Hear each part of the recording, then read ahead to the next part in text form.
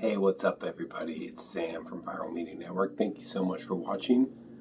Don't forget to like, subscribe, and share. Leave a comment down below. Now, in February, we started the knowledge cards.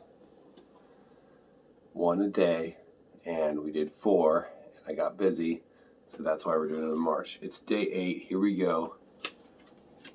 We pick a card for every day. I pull out the deck. I shuffle them up. And of course, we're in a new scenery. This is the home office. We already have the cards we've already done right here. Let's quickly review them. That's day 8. And continuing in March is an opportunity for us to continue the dialogue of the interwoven history of Black history and quote-unquote regular history, right? Black history, critical race theory, all this kind of stuff should be integrated into regular history. It shouldn't be separated or relegated to just a single month. But at the same time, I do agree with the fact that highlighting Black history and Black accomplishments throughout the years in America is important to highlight in one month. But again, I was supposed to do this one a day in the month of February, and I got busy. I was on the road for a week, and when I got back, couldn't get back at it. So now I'm back at it in March, and here we are, day 8. Here are the ones we've already done. And of course, I'm going to need my reading glasses. Here we go. So the ones we've done already: Ralph Abernathy,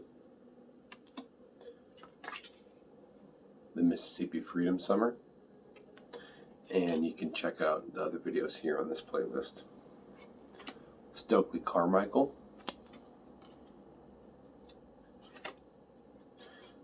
Oh, that one I gotta put back.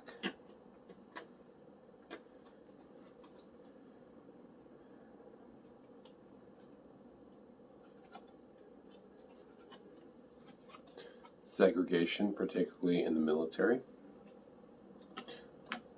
The student movement, Black Power.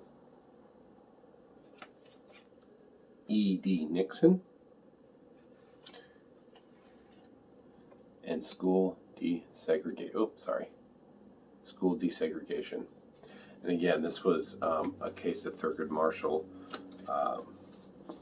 had as a precursor to Board versus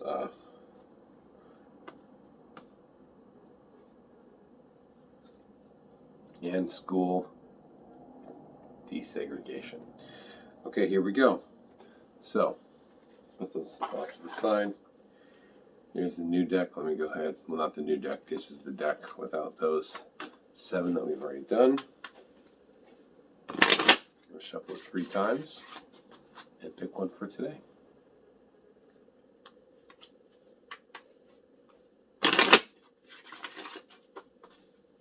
And I do also want to make a note that while this is important to learn about the civil rights movement, that is only, which is predominantly through the 50s and 60s, 40s a little bit, but there's lots of history to talk about integration and freedom throughout the years, going back 400 years and the history of our country. So anyways, here we go. Here is day 8. Danny Lyon.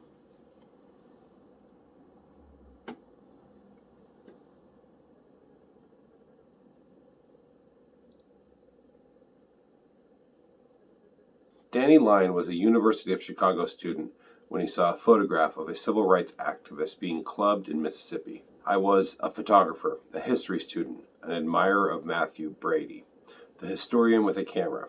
He hitchhiked south and became the Student Nonviolent Coordinating Committee's first paid photographer, capturing indelible images that transformed the country's perception of segregation's violence and immorality.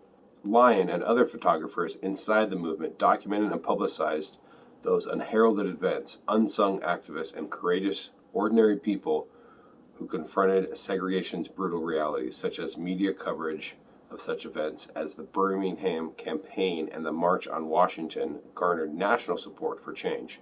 SNCC leader John Lewis applauded those photographers, like Lyon, who put themselves at risk. They went after the truth and showed America what was really happening.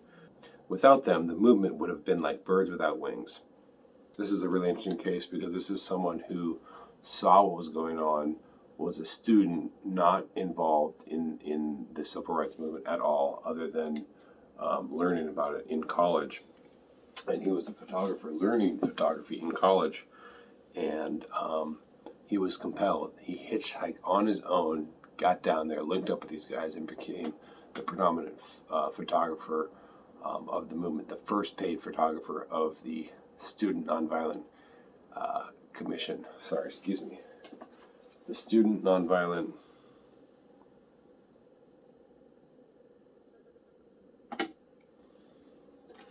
He became the first paid photographer of the Student Nonviolent Coordinating Committee. And that's big, and that really, they say a picture is worth 1,000 words, but, national support, as it said, was swelling, was starting to grow. But with the images, people still have that segregation, separate but equal sort of mentality. But when you saw the disparities of the separation, of the segregation, you realized that it was not equal.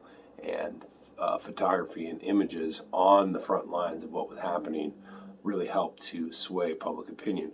And again, it's a story of someone who wasn't involved in the movement and compelled to jump in full force.